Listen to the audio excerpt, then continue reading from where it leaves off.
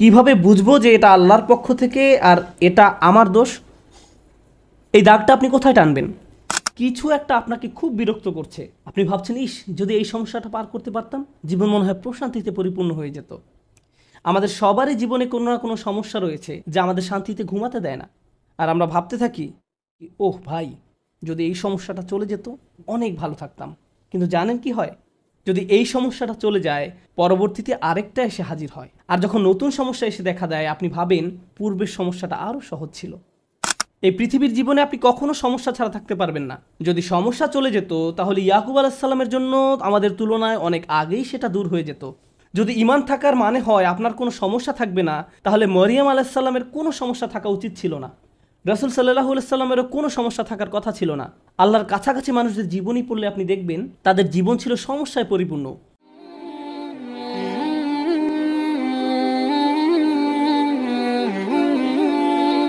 এখন নিজেকে দোষ দেওয়ার ক্ষেত্রে কোন জায়গায় আমরা দাগ টানবো?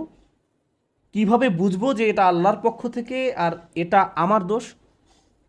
এই দাগটা আপনি কোথায় টানবেন? বস্তুগত জগতে এটা বোঝা খুবই সহজ। বস্তুগত জগৎ বলতে আমি কি বোঝাচ্ছি, যেমন আমার গাড়িতে যদি আমি গ্যাসোলিন দেওয়ার পরিবর্তে পানি দেই, তারপর এটা না চলে, তখন পরিষ্কারভাবে আমি বলতে পারি না যে এটা আল্লাহর পরিকল্পনা। অথবা আপনি যদি সবসময় জাঙ্ক ফুড খেতে থাকেন, মিষ্টি জাতীয় খাবার সবসময় খেতে থাকেন, তারপর ৪৫ বছর বয়সে ডায়াবেটিসে আক্রান্ত হন, তখন আপনি বলতে পারেন না, ইয়া আল্লাহ, আমি কি বিপদে পড়ে গেলাম, এটা আল্লাহর পক্ষ থেকে পরীক্ষা। না, এটা আপনার মন্দ খাদ্যাভ্যাসের পরীক্ষা। আপনি শশা না খেয়ে সুইস রোল খেতেন, বা এরকম যাই খেতেন না কেন, আপনি জাঙ্ক ফুড খেতেন, তাই এমনটা ঘটেছে। সুতরাং বস্তুগত জগতে কমন সেন্স দিয়ে সবাই কারণ এবং ফলাফল বুঝতে পারে।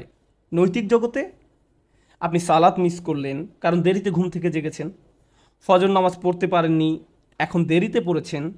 একই দিনে আপনার একটা চাকরির ইন্টারভিউ ছিল, ইন্টারভিউ ভালো হয়নি, তখন আপনি ভাবতে থাকলেন এমনটি ঘটেছে কারণ আমি সালাত মিস করেছি।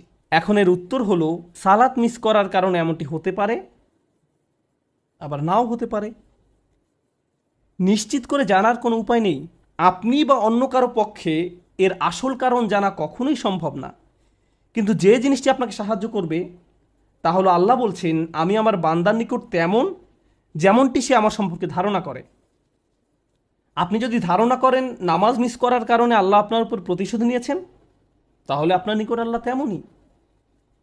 কিন্তু আপনি যদি এভাবে চিন্তা করেন যে আমি আমার যথাসাধ্য চেষ্টা করেছি, ইন্টারভিউতে ভালো উত্তর দিয়েছি, এটা সম্ভবত আমার জন্য ভালো চাকরি নয়, যদি ভালো চাকরি হতো তাহলে আল্লাহ আমার জন্য এর ব্যবস্থা করে দিতেন। এখন আপনার যদি এই দৃষ্টিভঙ্গি থাকে, তাহলে আপনার সকল ভুল ত্রুটি সত্ত্বেও আল্লাহ আপনার নিকট তেমনই। আমাদের দায়িত্ব হলো যখন আমরা ভুল করি তখন ইস্তেগফার করা। আল্লাহর প্রতিশোধের জন্য অপেক্ষা করা আমাদের কাজ নয়। ব্যাপারটা বুঝতে চেষ্টা করুন। আমাদের কাজ এটা নয় যে, ওহ, আমি তো পাপ করে ফেলেছি, এখন আল্লাহ কোনো না কোনোভাবে আমাকে শাস্তি দিবেন। এজন্যই আল্লাহ বলছেন, অমা আসাবাকুম মিন মুসিবাতিন ফাবিমা কাসাবাত আইদিকুম, তোমাদের উপর যেসব বিপদ আপদ পতিত হয় তা তোমাদের কর্মেরই ফল। তোমরাই তোমাদের দুই হাতে এটা অর্জন করেছো, তুমি নিজেই নিজের জন্য এটা ক্রয় করেছো। এমনকি আধ্যাত্মিক জগতেও আমাদের কর্মের কারণে আমাদের উপর বিভিন্ন বিপদ আপদ পতিত হতে পারে।